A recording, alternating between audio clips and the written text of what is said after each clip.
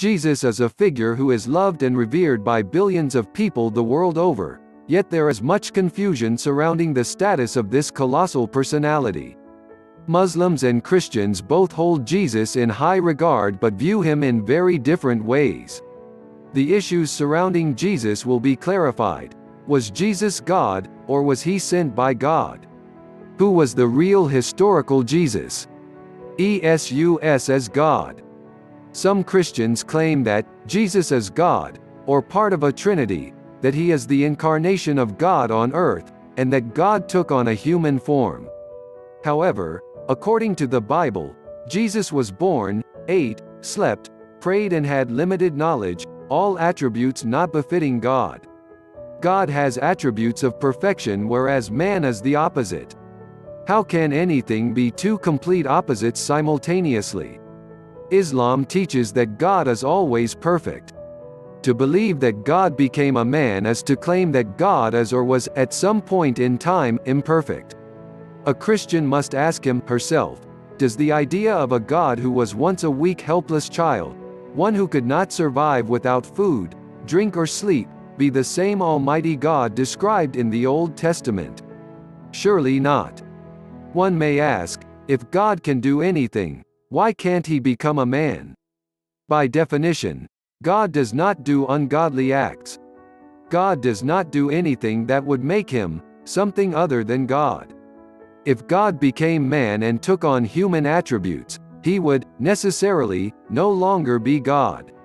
Some ambiguous verses of the Bible can be applied erroneously to show that Jesus is in some way divine. But if we look at the clear direct verses of the Bible, we see again and again that Jesus is being referred to as an extraordinary human being and nothing more. The Bible contains many verses in which Jesus speaks and behaves as if God is a separate being to himself. For example, Jesus fell on his face and prayed. Matthew chapter 26 verse 39. If Jesus was God, then would a God fall on his face and pray? And who would he be praying to? The Bible calls Jesus a prophet, Matthew chapter 21 verses 10 to 11, so how could Jesus be God and be God's prophet at the same time? Jesus said, I am going to the Father, because the Father is greater than me. John chapter 14 verse 28, Jesus said, I ascend unto my Father, and your Father, and to my God, and your God. John chapter 20 verse 17. If Jesus was God, then why would he say, to my God, and your God, and who was he ascending to? If Jesus was God, he would have clearly told people to worship him, and there would be clear verses in the Bible stating this, yet he did the opposite and disapproved anyone worshiping him, and in vain they worship me. Matthew chapter 15 verse 9. Is Jesus, Son of God? Some Christians claim that Jesus is the Son of God. What does this actually mean? Surely God is far removed from having a physical and literal son. Humans have human children. Cats have kittens. What does it mean for God to have a child? Rather than being taken literally, we find the term, Son of God, is symbolically used in the earliest biblical languages for a righteous person, and has been used for David, Solomon and Israel, not exclusively for Jesus.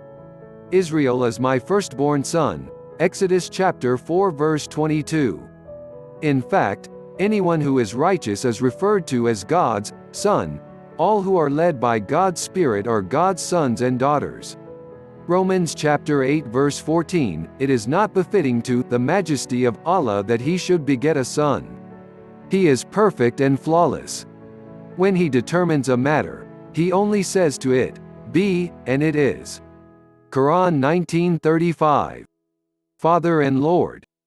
In the same way, when the word, Father, is used to refer to God, it shouldn't be taken literally. Instead, it's a way of saying God is the Creator, Sustainer and Supreme Master of all. There are many verses for us to understand this symbolic meaning of the word, Father, for example, one God and Father of all. Ephesians chapter 4 verse 6. Also, Jesus was sometimes called Lord, by the disciples. This term is used in the original languages of the Bible, for God as well as for people who are held in high esteem.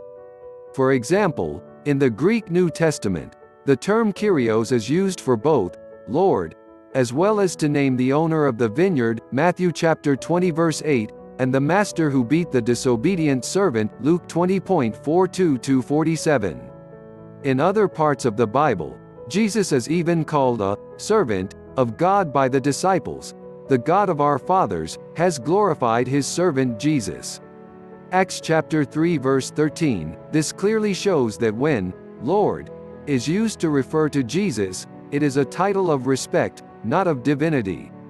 Attempts are made to explain the complexity of the above issues of the nature of God and the nature of Jesus, which can be quite confusing or unsatisfying. However, the key point to ponder is, why would God make it so hard to understand? How do these complicated teachings compare with the simple, clear and pure teachings of the concept of God in Islam?